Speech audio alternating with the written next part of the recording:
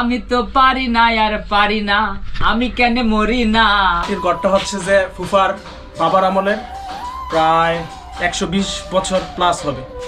পুরানো আমলের, পুরানো দিনের বিশাল এক পালং আছে, চলেন দেখেন। এই মুহূর্তে আমি আছি রূপগঞ্জ নারায়ণগঞ্জের গুতিয়াবু আগারপাড়া গ্রামে। খুবই সুন্দর একটি মাটির ঘর। এটি হচ্ছে যে আমার ফুফার বাবার আমলের। যদিও 2025-এ এসে এই বাড়িটি এখন পরিত্যক্ত, আর কিছুদিন পর হয়তো ভেঙে ফেলা হবে।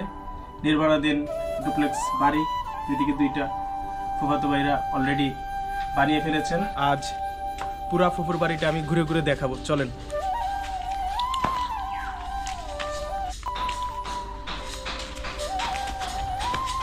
এই মাটির ঘরটা হচ্ছে যে ফুফার বাবার আমলের, প্রায় 120 বছর প্লাস হবে। আর ওই যে ওই পাশে ওইটা দেখেন, ওইটা হচ্ছে যে ফুফা যে সময় জীবিত ছিলেন ওই সময় উনি এটা বানিয়ে গিয়েছিলেন। আর এখন অলরেডি ফুফাতো ভাইরা এই যে এখানে নির্মাণাধীন ভবন 1 আর ওইদিকে নির্মাণাধীন ভবন 2।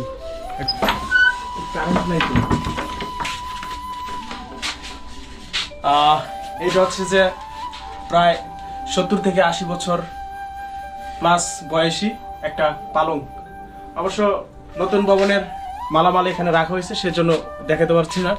যাই হোক, আর এখানে পুরনো দিনের কপি, তারপর মোমবাতি, আরো আদার্স অনেক কিছু। আর এটা তো কত সুন্দর কারুকার্য, তখনকার দিনের কাঠমিস্ত্রিরা কত সুন্দর করে হাতে, নিজ হাতে বানিয়েছিলেন। দৃষ্টিনন্দন একটি আলমারি, চলুন।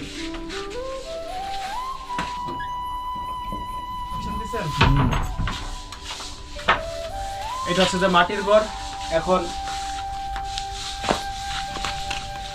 খাওয়ার ঘর দেখাবো, যেখানে আগে হচ্ছে যে রান্না করে খাবার রাখা হইতো এবং সবাই খাবার খেত। চলুন।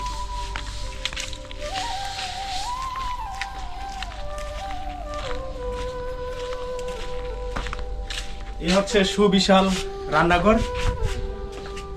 এখানে আগে বিশাল কর্মযজ্ঞ চলতো, অনেক বাহারি আইটেমের রান্না।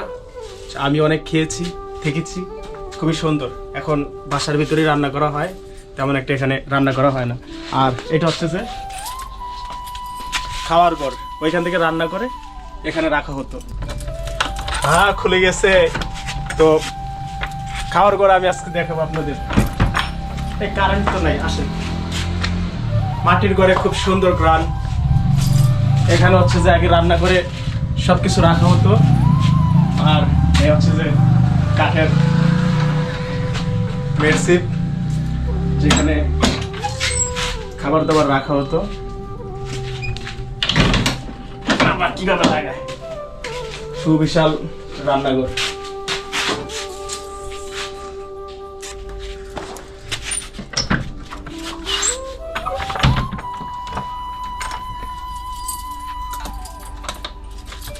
তালা দিয়ে ফেললাম।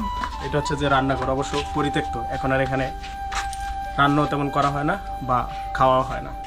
আর রান্নাঘরটা দেখাইছি কত খড়ি, লার্কি বা যাই বলেন, পাটকাঠি নাকি কি বলে,